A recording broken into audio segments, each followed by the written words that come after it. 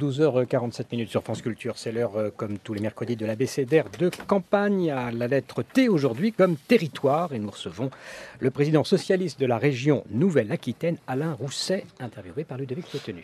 Merci Antoine et bonjour Alain Rousset. Bonjour. Vous êtes le président de la plus grande des régions de France d'ailleurs, cette Nouvelle-Aquitaine. J'ai quand même Absolument. Avant d'ouvrir notre abécédaire à la lettre T comme territoire, j'ai quand même envie de vous poser une petite question d'actualité sur le débat public et sur la gauche. Hier, on a quand même parlé en une journée de la remise en cause de l'IVG, de cette censure d'affiches de lutte contre le sida. On a eu Thatcher en une de Libé. Qu'est-ce que cela vous inspire et qu'est-ce que cela peut donner pour la gauche? Est-ce que ça peut donner de l'espoir? Sûrement, mais si vous voulez, de là où je suis, de mon expérience, du territoire d'Aquitaine et de Nouvelle-Aquitaine, je pense qu'il faut revoir nos fondamentaux. D'abord à toute la classe politique et à la gauche elle-même. C'est quoi alors les fondamentaux? Les fondamentaux, c'est qu'il faut qu'on revoie à gauche notre relation à l'entreprise. On a besoin de l'entreprise, c'est elle qui crée de la valeur et de l'emploi. Et pour moderniser l'entreprise, pour aller plus loin que ce qu'a fait le gouvernement sur la compétitivité de l'entreprise, il faut remettre l'homme et la femme au cœur, dans le cadre de ces conditions de travail, au cœur de la compétitivité et de la productivité. Mais ça, c'est pas un clivage avec la droite. Compris. C'est le programme de Macron, finalement. Pas du tout. Ah bon? Je ne l'ai pas vu chez Macron. Je le vois surtout pas chez M. Fillon. Je l'entends pas chez Alain Juppé. On idéologise et on brutalise la vie de l'entreprise. Aujourd'hui, je ne peux parler que de mon expérience. Pardonnez-moi de ne pas faire de petites phrases et de grands discours. Qu'est-ce qu'on fait dans notre région? Avec les chefs d'entreprise, avec les salariés. On reconstruit les usines. 300.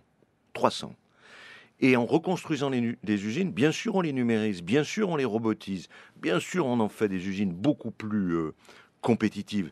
Mais tous les chefs d'entreprise vous diront que c'est en replaçant l'ouvrier, l'ingénieur, le technicien, en organisant autrement les conditions de travail, en appréciant revenir à son travail, qu'on booste la productivité et la compétitivité. Robotiser, c'est pas forcément plus de salariés. C'est pas forcément plus de salariés, mais vous savez, le deuxième point, personne ne le dit aussi, ce sont les PME qui créent l'emploi. C'est pas les grands groupes. Donc là, vous en avez contre le nouveau management, en fait, qui ne place plus l'homme au centre du système. Mais toutes les entreprises qui se développent, qui gagnent des marchés, qui rémunèrent mieux le salarié, qui améliorent leurs conditions de travail, gagnent.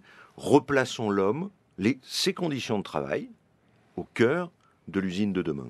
Ludovic Piétenu. Le résultat du premier tour de cette primaire, pardon d'y revenir, est-ce que cela redonne de l'espoir à la gauche? Est-ce que cela rouvre un espace à la gauche? Il est évident que la caricature du programme de François Fillon, qui répond à aucun des problèmes concrets des territoires, comment les territoires sont en déprise, comment je maintiens l'emploi, qui veut continuer à aggraver la baisse des dotations des collectivités locales,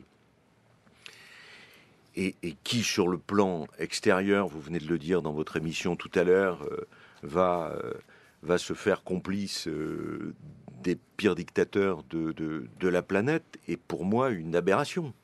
Voilà. François Hollande, vous pensez aujourd'hui, est un peu mieux dans ses baskets et va se lancer, va se présenter? Là vraiment, je ne peux absolument pas... Vous avez peu d'espoir pour la gauche, Alain Rousset. Mais est-ce que vous le souhaitez, François Hollande, qu'il se présente? Il faut que François Hollande explique son bilan. Le problème de ce quinquennat, le paradoxe de ce quinquennat, c'est à la fois, mais avec le temps, ce qu'on n'a pas su dire, avec une première année un peu en désordre, de vrais points. On redresse la justice. Non, mais on met des enseignants. Répondez à la question sur la décision. Est-ce qu'il faut qu'il prenne cette décision? Oui, il faut qu'il dise. Je ne veux pas m'engager. Il faut qu'il y aille, lui ou un autre. Je veux dire, là, c'est le président de la République. C'est à lui à prendre sa décision. S'il n'y va pas, à l'évidence, Manuel Valls est bien placé. Alors, Rousset, écoutez ce que vous disiez il y a quelques semaines sur une estrade à Bordeaux. Rien ne semble apporter une réponse, ni bien sûr, surtout pas plutôt, les incantations sur le chômage dont la courbe se retourne, ou la croissance qui revient. Celui notamment qui s'exprime régulièrement là-dessus depuis 5 ans devrait la fermer. Il ne nous a pas aidés. Il a un boulot à faire, mais à un moment donné, les Français ressentent autre chose. Je n'ai pas... Effectivement, il y a un contraste là. J'aurais dû... Non, non, pas du tout. Non, j'évoquais ce paradoxe que j'essayais de vous expliquer à l'instant. C'était pas François Hollande auquel je pensais. Vous pensiez à Michel Sapin. Vous avez dit ça. Et je le lui ai dit. Vous pensiez à qui alors? Vous pensiez à qui? Le discours de Michel Sapin, ministre du Travail, on a tous entendu François Hollande. Tous les mois, le chômage se retourne. Les Français ne vivaient pas ça. Redresser un pays. Hollande aussi disait la croissance. Il l'a pas dit de la même manière. Redresser un pays, ça prend du temps. Réinvestir dans l'outil productif, dans la recherche, dans l'éducation, des choses que vous évoquez ici sur France Culture. On sait très bien que l'éducation, c'est un investissement. La recherche aussi. On ne remet pas ce type de politique publique d'un coup sur pied. Il faut former les profs, il faut former les juges. Ça prend au moins 2 ou 3 ans.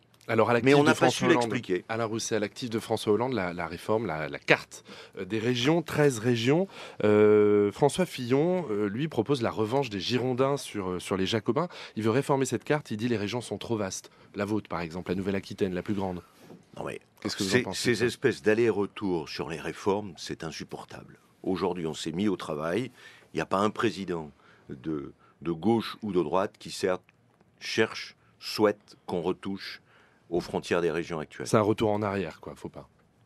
C'est de la perte du temps. C'est de la perte de temps. C'est une façon de faire perdre aux régions tout le travail qu'elles font sur la formation, la Nouvelle-Aquitaine, la recherche. La nouvelle région. Je crois que ça marche pas mal. C'est compliqué d'harmoniser. C'est physiquement éprouvant d'aller partout. C'est physiquement éprouvant. Vous êtes allé à Vassivière, qui est magnifique. De Bordeaux, c'est pas si simple. Il va vous falloir un hélicoptère. Et non, pas du tout. J'ai pas un bilan carbone terrible pour l'instant. Il y a ce livre de Patrick Guilloton, de journaliste de Sud-Ouest, La Princesse Royale, qui dit que au moment de la fusion donc, entre Poitou-Charentes et l'Aquitaine, elle vous a laissé une grosse ardoise. Vous confirmez ça, d'une centaine de millions d'euros environ? C'est une charge contre Royal? Non, ne mélangeons pas. Ségolène Royal n'était plus présidente depuis début 2014. Ce livre n'est pas sympathique. Le problème, La Princesse Royale. Je ne vais pas le commenter. Cherche midi. Je vous laisse faire. Ouais, le commentaire. J'ai fait dans une autre vie des commentaires ou des notes sur des ouvrages. Mais alors ardoise ou pas ardoise? Je le ferai pas. Oui, une ardoise. Et on est en train de le régler. Ça, c'est pas normal. Cette fusion des régions. Non, il y a 2 choses.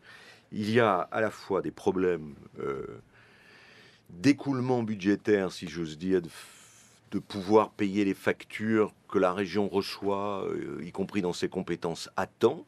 Certaines ont été reportées en nombre plus que conséquent en 2016.